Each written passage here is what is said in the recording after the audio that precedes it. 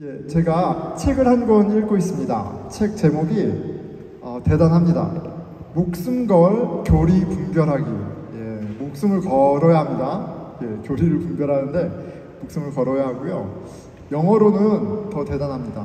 Finding the right hills to die on. 예, 예. 대단하죠. 이 책이 얘기하는 바는 간단합니다. 하나님은 예수 그리스도를 통해서 당신의 뜻을 보이시고 또 이루어 가시는데, 그것이 무엇이냐 하면 하나됨이에요. 하나됨입니다. 예, 사진을 보여주실까요? 자, 하나됨이에요. 저 모습이 바로 하나님의 뜻입니다. 이 하나님의 뜻을 잘 설명하는 게 뭐냐면 덕트린이에요. 교리는 하나님의 뜻을 잘 설명하는 것들이 교리입니다. 그런데 이 교리가 하나님의 뜻을 잘 설명하면 어떤 결과가 있어야겠어요? 짠! 그리스도 안에서, 아직 아닙니다. 와인은 아직 아니고요. 그리스도 안에서 이렇게 하나 되는 일이 있어야 하는데, 굉장히 안타깝게도 교리, 그 진리에 대한 이해가 달라서 신앙생활을 잘해보자고 하는 건데 달라서 서로 다투고 분쟁하느라고 어떤 일이 일어나요?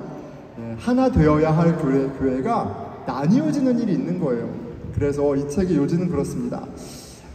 중요한 목숨을 걸어야 할 타협할 수 없는 교리가 있고, 실은 하나됨을 위해서 우리가 보아 넘겨야 할, 용납하여야 할, 다투지 말아야 할 교리가 있다라는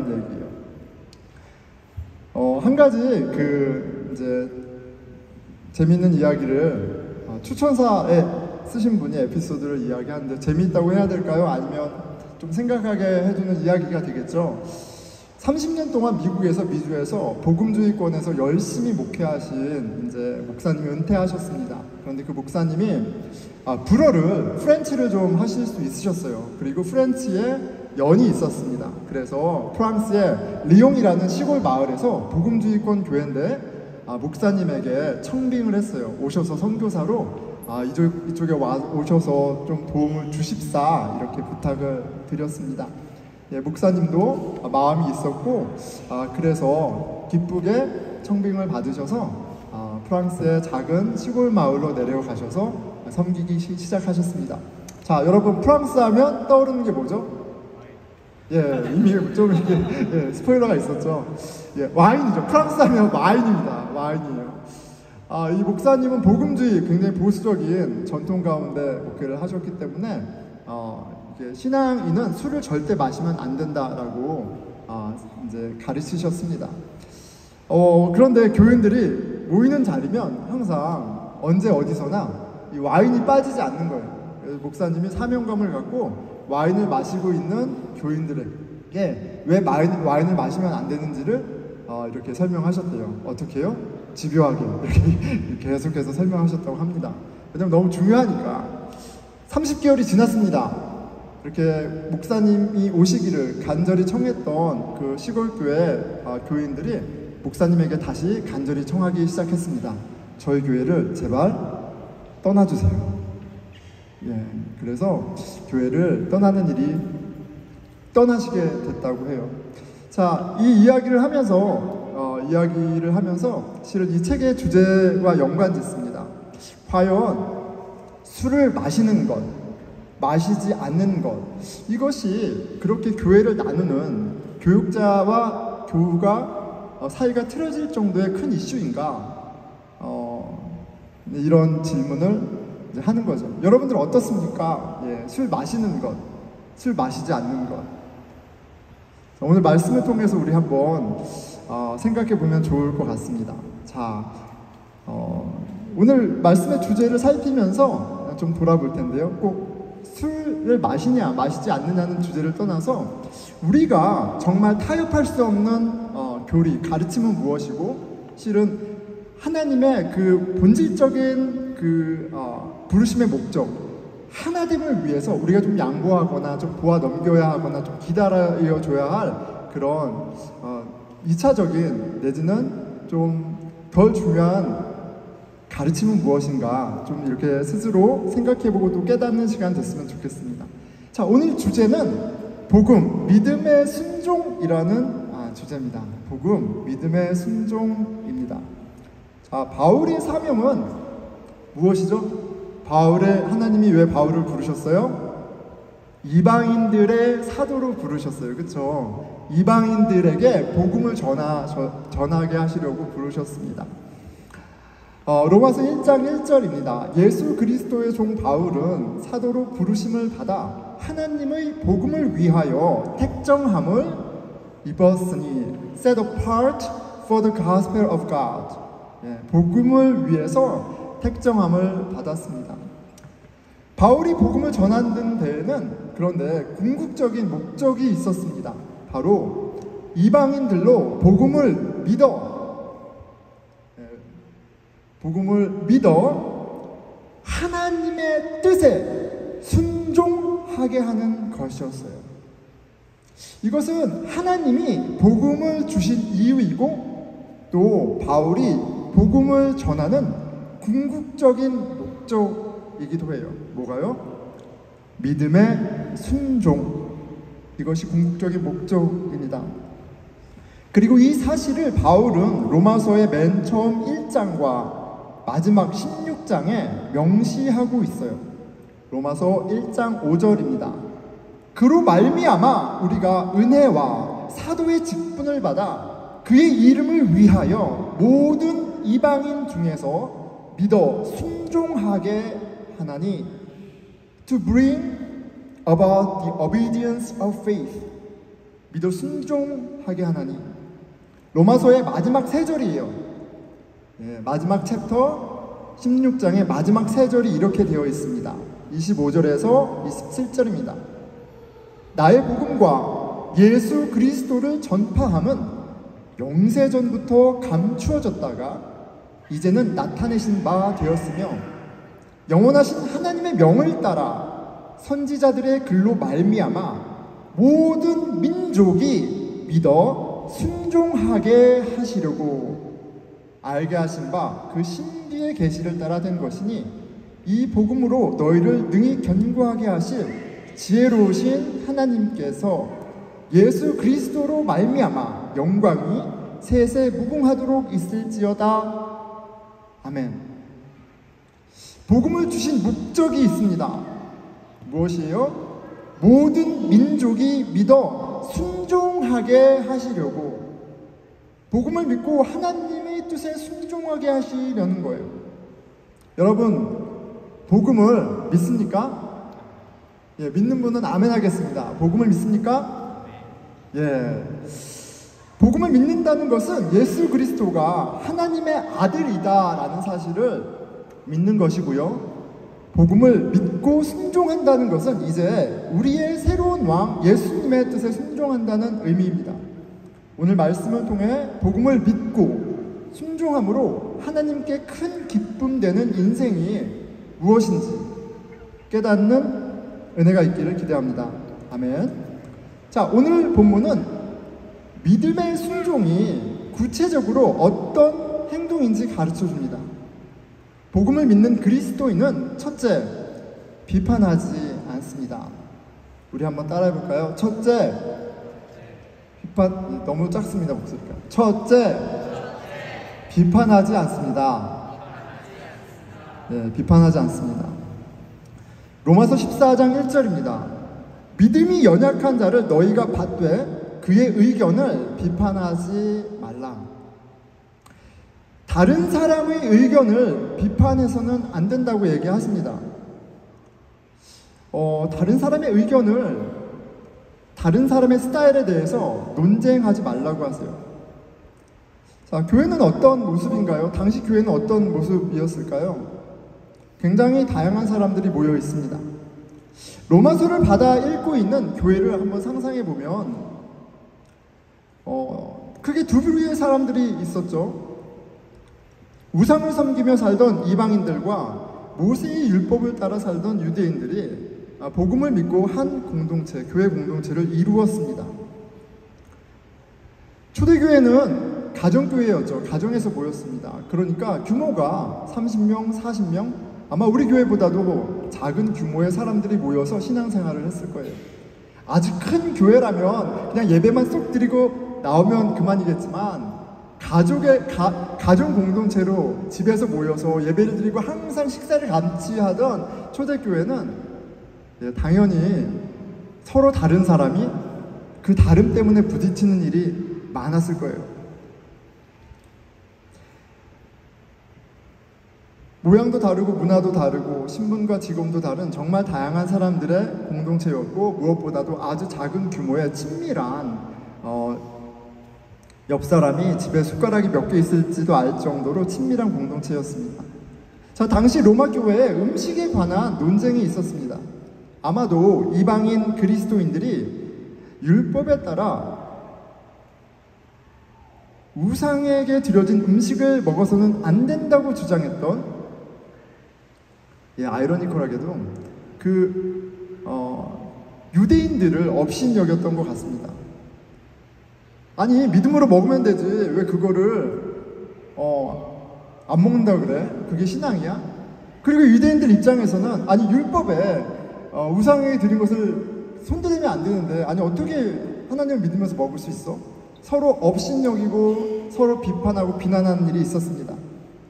3절, 먹는 자는 먹지 않는 자를 업신 여기지 말고, 무슨 말이에요?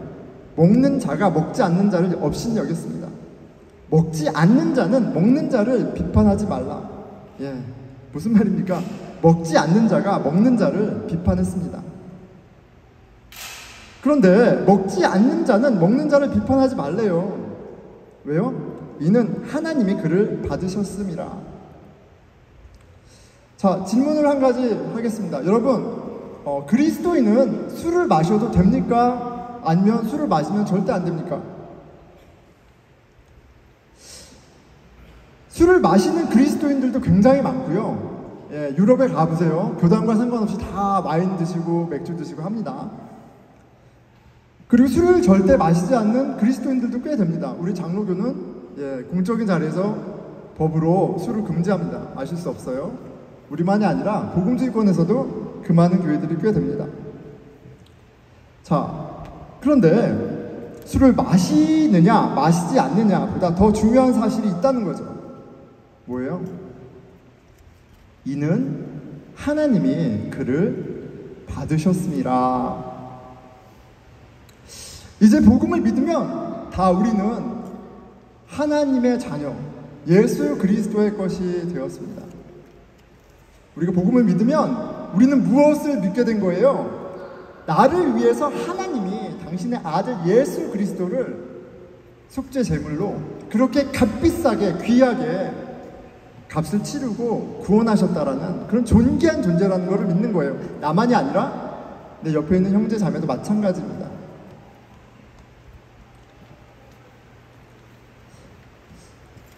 음식을 신앙의 이유에서 먹던 먹지 않던, 신앙의 이유에서 어떤 전통을 따르던 따르지 않던, 가장 중요한 것은 너와 내가 이제 예수 그리스도의 것이 되었다라는 거예요.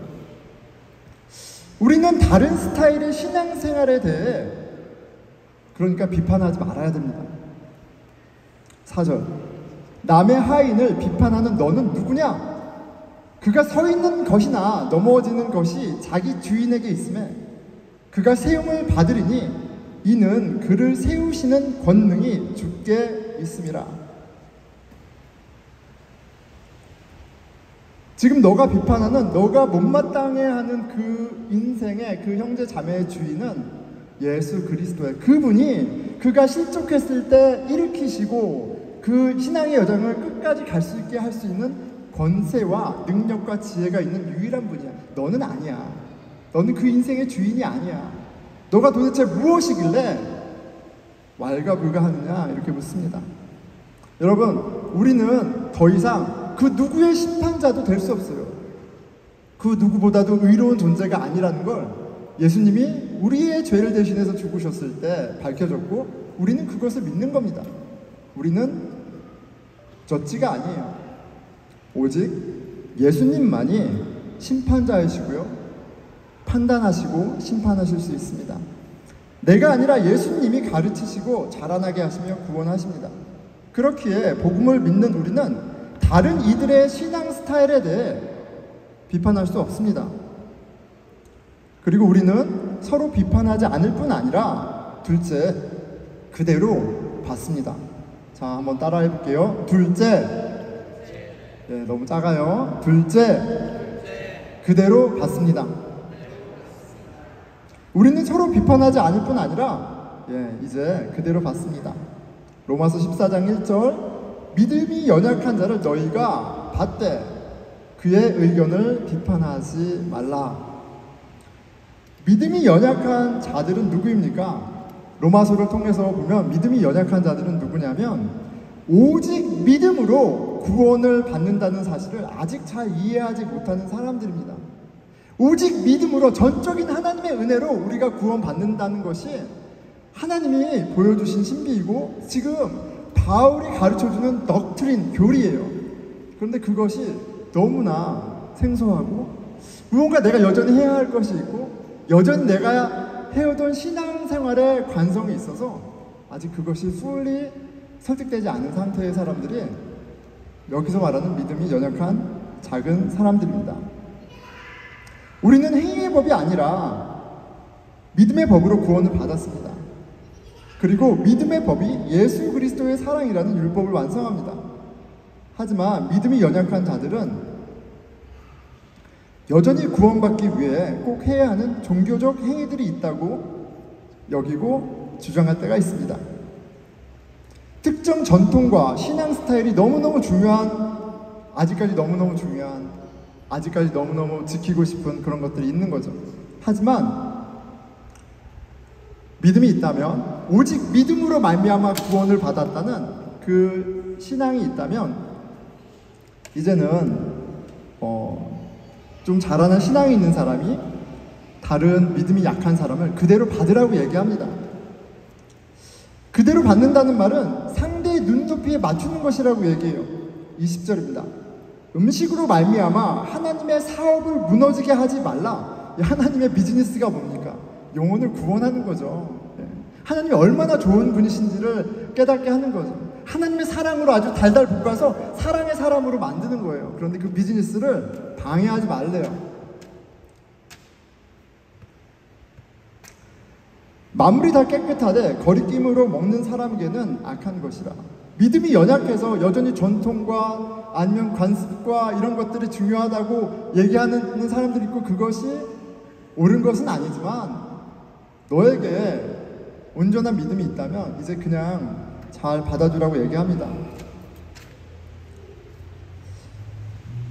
주님께서 깨끗해 하시는 것을 사람이 더럽힐 수 없죠. 이제 술 여러분 마셔도 됩니다. 믿음 안에서 마셔도 됩니다.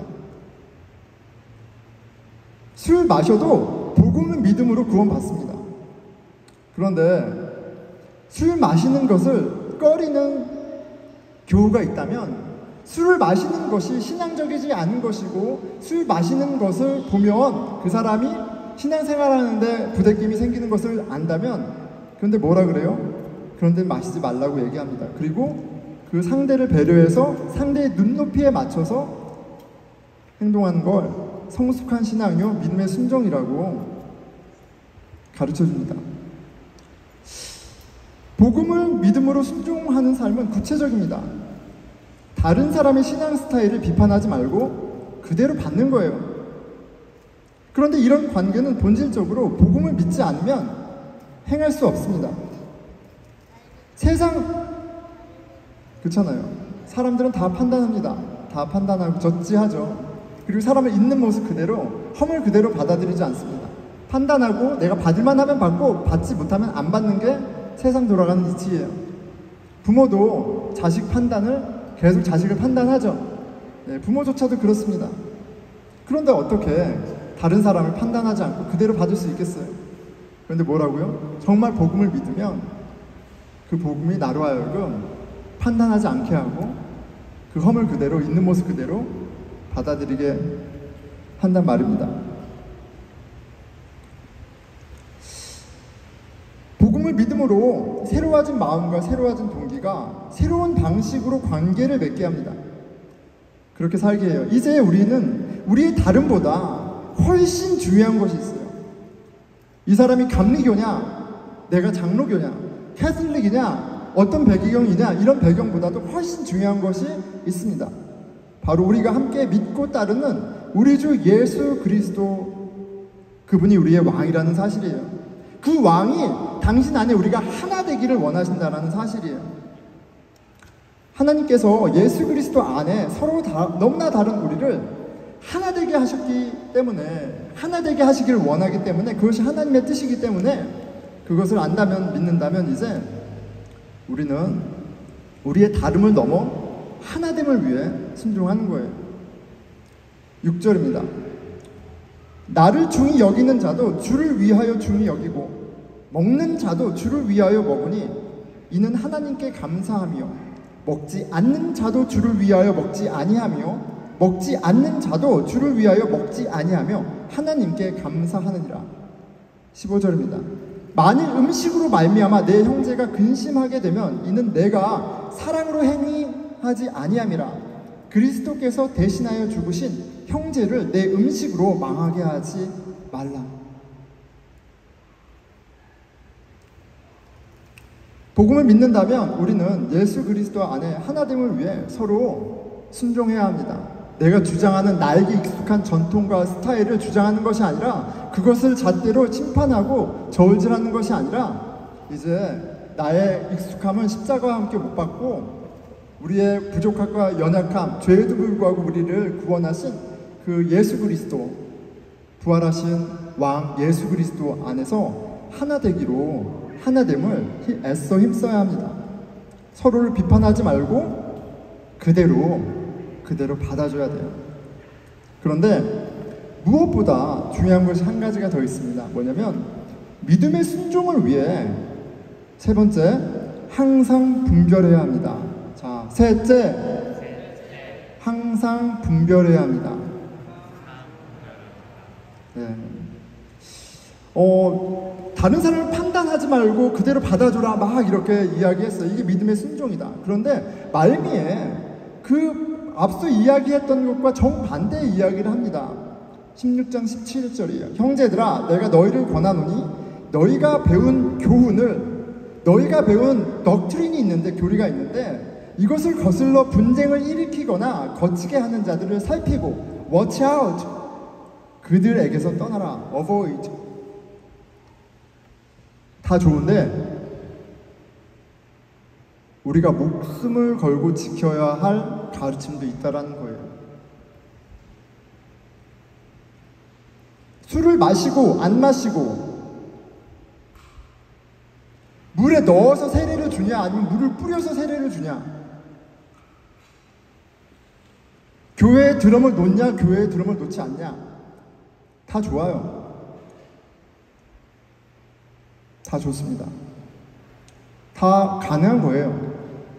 그런데 절대 용납할 수 없는 것이 있다고 하세요. 그것은 바로 바울이 전하고 있는 복음에 관한 교훈, 이 교훈을 반대하거나 비난하는 사람들과는 함께할 수 없다라고 얘기하십니다. 우리가 배운 교훈은 분명합니다. 우리는 오직 믿음으로 말미암아 구원을 받습니다. 그런데 당시 초대교회 안에서 다른 교훈을 가르치는 사람들이 있었어요. 그러니까 여기에서 watch out, 잘 지켜보고 피해라는 사람은 교회 밖에 다른 우상을 섬기고 우상을 따르는 세상 사람들을 이야기하는 것이 아니라 교회 안에 리더로 영향력을 행사하는데 오직 믿음으로 말미암아 구원받는다라는 이 교훈과는 다른, 그 믿음 이외의 것을 더하거나 뺀 그런 선생들이 있고 그들을 경계하라는 말입니다. 구원의 조건이 믿음이 아니라 어떤 행위에 있다고 하는 사람들, 그들이 있었습니다. 그리고 이어서 그들의 동기가 악하다라고 얘기합니다. 로마서 16장 18절입니다. 이 같은 자들은 우리 주 그리스도를 섬기지 아니하고 자기들의 배만 섬기나니 교활한 말과 아첨하는 말로 순진한 자들의 마음을 미혹하느니라. 믿음의 순종은 우리로 예수 그리스도 안에 하나 되게 합니다. 복음이 우리 안에 모든 차별과 비교, 경쟁하며 쌓아올린 계급을 무너뜨립니다. 복음이 아닌 것들은 언제나 외모로 사람을 나누고 줄을 세웁니다. 더 귀한 사람이 있고 천한 사람이 있습니다. 내 편이 있고 네 편이 있고 나뉘어 싸우게 합니다. 하나님이 예수 그리스도의 피로 하나 되게 하신 교회를 자신의 의로움을 주장하며 다시 찢어놓습니다. 모든 다름은 다 용납되어도 복음을 대적하는 범죄는 함께할 수 없는 겁니다. 오직 복음은 마음으로 하나님의 자녀된 진리를 우리에게 심어주고 그 자녀됨으로 하나 되게 합니다. 그 복음, 믿음으로 우리가 받은 그 선물을 그 믿음 가운데 우리가 살아가고 있는지 항상 깨어 분별해야 합니다. 말씀을 맺겠습니다. 여러분, 저와 여러분은 복음을 믿음으로 하나님의 뜻에 순종하며 예수 그리스도 안에 하나 되기를 힘쓰며 살아가고 있습니까? 나와 다르고 전혀 관심이 가지 않는 내 옆에 있는 그 누군가, 그럼에도 불구하고 하나님이 하나 되기를 원하시는 그런 존재로, 형제 자매로 보는 믿음의 안목이 있습니까? 나와 다른 옆 사람이 하나님의 아들 예수 그리스도가 피값으로 사신 너무나 존귀한 존재로 보이는 믿음이 있습니까? 이제 우리가 예수 그리스도의 공로로 죄사함을 받고 하나님의 의로운 아들, 딸이 되었음을 믿는다면 우리의 믿음은 우리가 이제 하나님 아버지의 한 가족임을 보게 할 겁니다. 우리 교회를 좀 돌아봅니다. 한국 사람들이죠. 같은 언어를 하고 비슷하게 생겼습니다. 하지만 둘이 모이면 둘이, 열이면 열, 모두 너무너무 다른 사람들입니다. 배경이 굉장히 달라요. 신앙의 스타일도 다르고요. 믿음의 성숙도도 다릅니다. 교회가 처음인 사람부터 카톨릭 신자였던 분도 있습니다. 같은 개신교여도 다 다릅니다. 그래서 신앙생활에도 나름 스타일이 있습니다.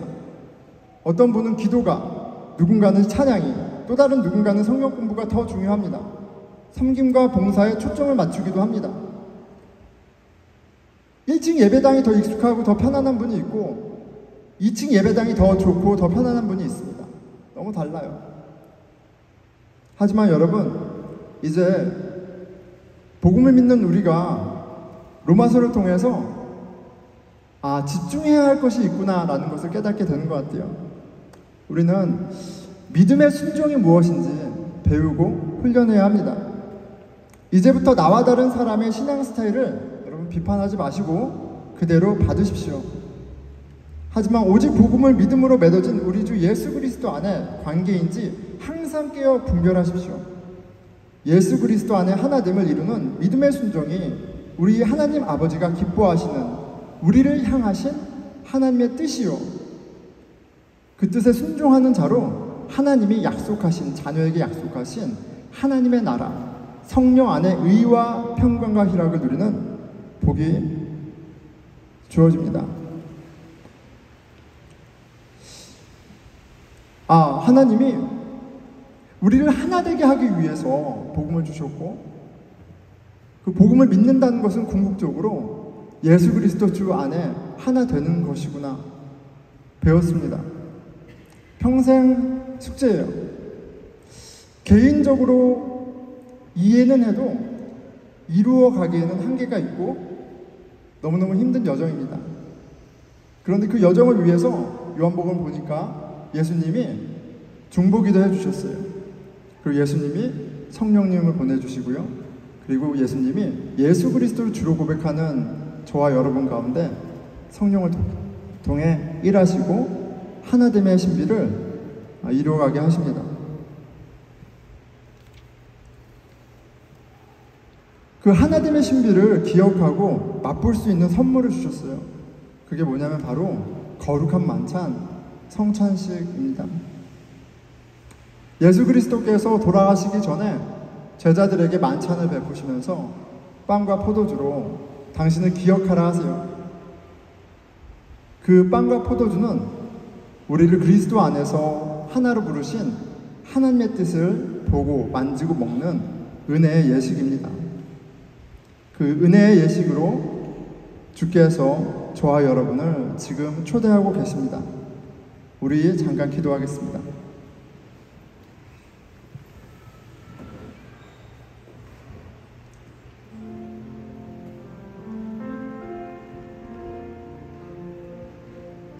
예수님이 돌아가시기 전에 제자들과 만찬을 가지시고 빵과 포도주로 거룩한 예식을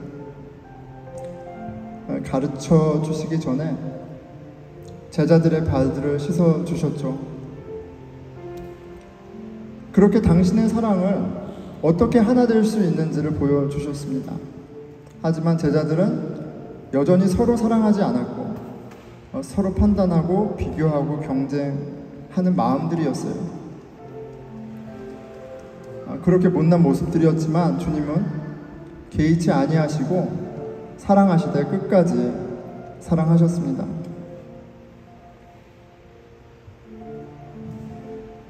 하나님의 사랑, 그 예수 그리스도의 신실하심을 주님, 저희가 드리는 이 성찬식을 통해 다시 경험하기 원합니다. 하나님께서 예수 그리스도를 통해 베푸신 그 사랑이, 은혜가 어떠한 것인지 주여 알게 하여 주십시오. 그 사랑 안에 하나됨이 무엇인지 알게 하여 주십시오. 우리 기도드리겠습니다.